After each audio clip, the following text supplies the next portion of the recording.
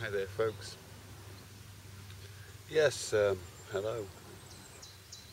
I wanted to say a big hello to the new subscribers, and thanks for all your comments over the last few days, weeks. And yeah, some of you have been around for a while on my channel, and it's nice to have regular people there. And I sometimes don't know how to show me appreciation, so I'll show it in this video. Generally the videos I make, when you watch a film like Star Wars or Lord of the Rings or Matrix, there's a lot of things and places in there, but there's a lot of characters in those stories. And you're all characters in those stories, For me, I see life as a fairy tale. When people say, yeah, but life isn't a fairy tale, I say, yeah, of course, life is life. But my interpretation of a fairy tale is like a good film has got ups and downs. It's got baddies and goodies. And sometimes I can't imagine a good film without a good baddie, without the evil side of things. But because you're watching the film from a distance, the fairy tale is a fairy tale. Now it's possible in life to see things in the news and in the media, definitely to see those types of things as being science fiction or fantasy, fairy tale. It's very easy to distance yourself from those things, but to distance yourself from the things within yourself, the wrestling that happens within yourself, the conflicts that happen on the inside of a person, that a person often thinks is their own dilemma, their own problem, their own doing, their own making. And obviously, as we all know now, schools, television, media, government, all of these control systems, all of these authoritarian systems have manipulated us into wrestling with ourselves, feeling guilty about things, feeling shameful about things, feeling shameful about the way we feel when something comes up. And I think that it's almost like the left and the right brain arguing amongst themselves. When I see a situation, I always get horrible thoughts and vindictive and envious and all kinds of thoughts on one side, but on the other side, love and all these other much better feelings. So I carry them both all the time. I've not been able to eradicate them, and I don't think it's possible, because I think the mind works like that. It's not to be taken personally or to heart. It's simply the way the mind works through process of eliminations. I've talked about this on other videos, really. And internet has become a part of reality, watching movies and stuff. There's a guy, I think his name's McLuhan, from the 60s, talks about the media is the message. I'll leave links below. But basically, what's happening on this video is the reality of things. What I'm talking about is the subjective reality that you make of it. But this video itself, the way it makes you feel, that's more what the video message is itself.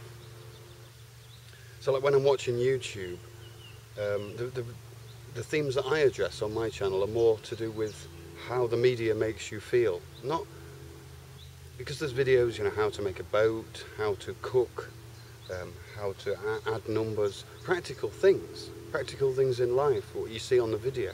But at the same time, when you see someone making a ship, you get a feeling of how the video makes you feel. The way he's doing it, the music, the video footage, the way it's edited.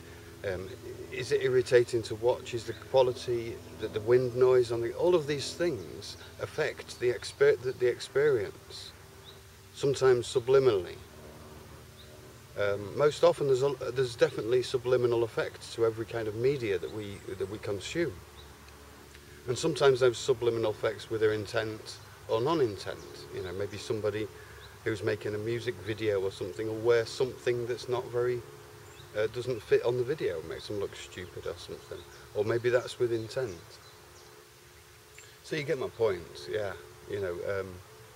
there's a lot more to a video than just the information that's coming backwards and forwards. There's the interpretations, there's the associations, and that interests me greatly. How we as human beings, how you as an individual, how I as an individual deal with these things, how we intake information from each other, from our closest loved ones to our most distant representatives in government.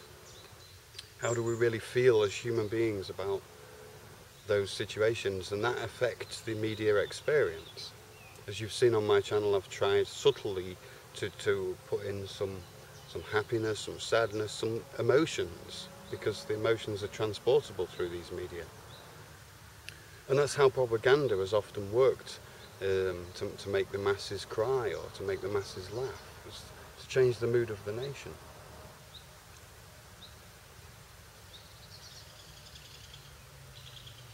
Oh, so with the uprise of all this internet video media, I started to watch a lot of it. I started to think, okay, this is going to be the new kind of pop culture. This is all of this conspiracy stuff, you know, aliens and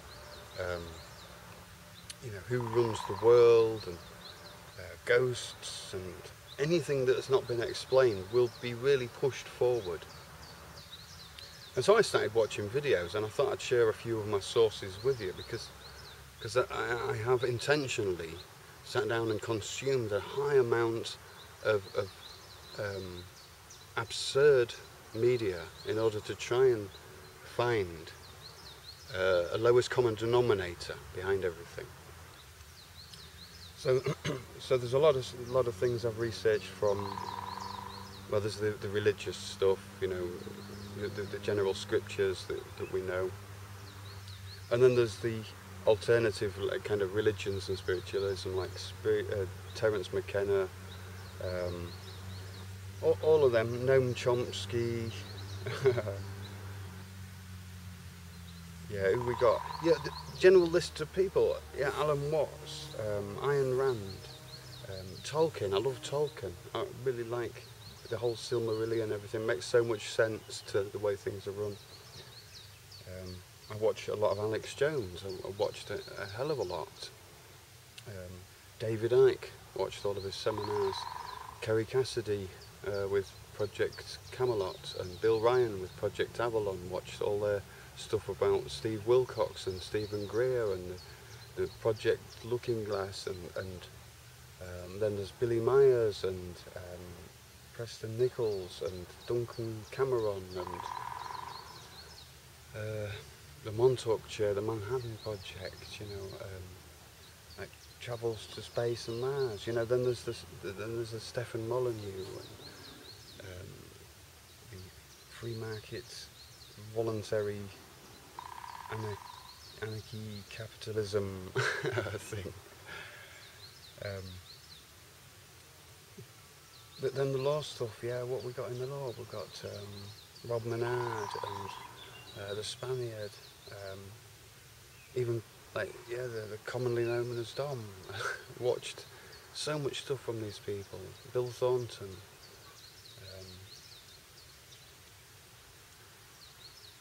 Yeah, then there's the UK column. I watched the UK column. Watched the News Network. There's just tons of stuff. I was thinking about it earlier. I think I might write a list and just bang out a list of all the things. You know, it goes back to Tesla and different law and other sources that just thousands and thousands of things. And the point I'm trying to make really is that because I don't talk about world affairs and news and aliens and ghosts and all of these other issues, doesn't mean to say that I haven't really looked into them. And I still look into those things. And I try and base a conclusion around if everybody was not lying, then what would be the most probable conclusion to make from all of those things that I've watched, all of those opinions, all of those horror stories, all of that news over the last 10, 20 years. What do I make of it all?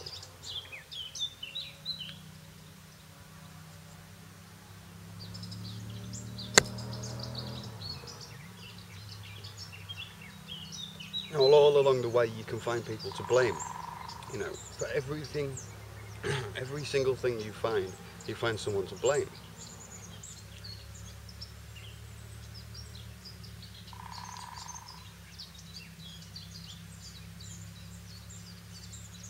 So at the most part, you know, if you can only really do things yourself, you can only change the world through your own behaviour, really. Which means that you're kind of limited. Even if you've got an amazing opinion of how the world could be, you're still limited in the administration of that. You still got to get it off the ground. And so the more you start to watch videos and films and dissolve information that leads to finding out who's to blame, the longer it's taking. It's like a filibuster. It's gonna take time, and time is really time and attention. You know, you pay attention. Attention is it's valuable, and time is valuable. And so I've paid more attention and wasted more time on media than anybody I know personally.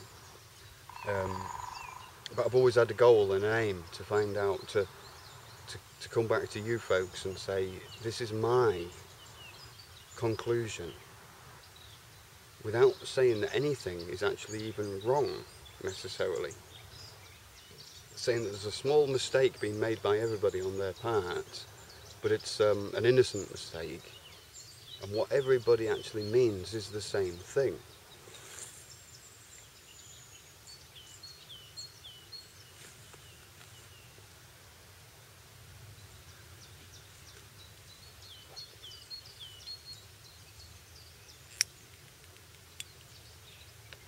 Now you may ask, you know, what kind of information, what kind of thing can you say to everybody to make everybody agree, you know?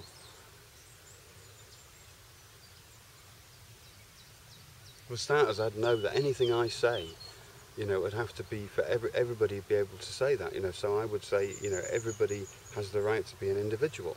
Who would want to deny that right? Everybody has, at the end of the day, nobody should hurt anybody. But everybody has the rights to self-defence and to defend others. So they're two rights that can't be taken away, have never been taken away, but we just need to understand, you see. So if everybody agreed on that, and then you work backwards and check that with all the people you're blaming, or I or we, check that, you know, what takes the individuality away. So say you say, okay, you know, in a perfect world we shouldn't smoke on camera, and I kind of agree, but at the same time people need to be in the state of mind where they can agree on the fly, not so that we have to ban videos with cigarettes on, you know what I mean? So we train our kids up to know what's right and wrong. We train our kids up, and each other and ourselves, we're trained the wrong word, but we get used to what's right and wrong. And that way, you know, this little camera, audio video experience is just images of, you know, you know, I can blow on the camera, you're not going to get affected by it, you know. So the only argument really is, am I affecting other people to start smoking by me smoking on camera? You know, are children going to be influenced by me? You know, am I so cool that other people would use me as you know, an idol and then start smoking because of me? Maybe. I hope though that people have stopped feeling guilty about smoking, because guilt always comes from somebody else, doesn't it? Guilt always comes from outside. It's like something is impressing guilt on you, and then it starts to happen on the inside. Naturally, if you're feeling guilty about something that's guilt-worthy, you really have done something wrong. That should be clear to yourself, but other people shouldn't make you feel guilty about their moral ideas.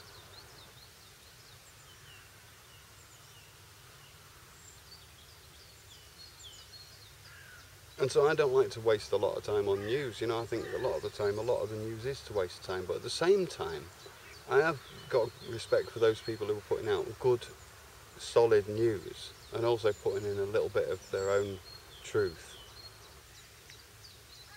So you know whose side they're on, maybe, I don't know. Anyway, what we got on the time here? 15, yeah, we're doing okay.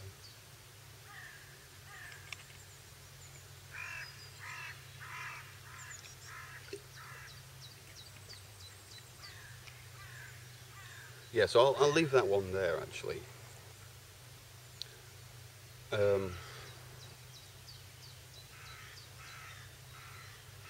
Basically, the message for this video, I suppose, was really, you know, everything's important. Everything's really important. There's so many issues that if you focus on one, it'll appear that you're ignorant to all the others anyway. So it's up to you as an individual to decide what you watch and how you watch it. You know, I do believe that if you watch the most stupid soap opera every day religiously, like the rest of the people who watch the soap opera, you can learn what mood they're going to be in on that day, or you can learn what kind of government things are going to be sneaked in to the agenda by changing colours, by changing fashions, by changing moods, by changing, you know, paradigms and names, and sneaking in little moral values into the videos, into the soap operas, and then you can see what's causing people to have this fake reality. Reality is fake, like I said before at the beginning. Reality is for me like a fairy tale. You have to kind of develop your own way of watching a film. But if you know, this is a film, and it doesn't make sense always. And there's a lot of people trying to get, you know, top roles and become popular in this film. But it depends how you watch it.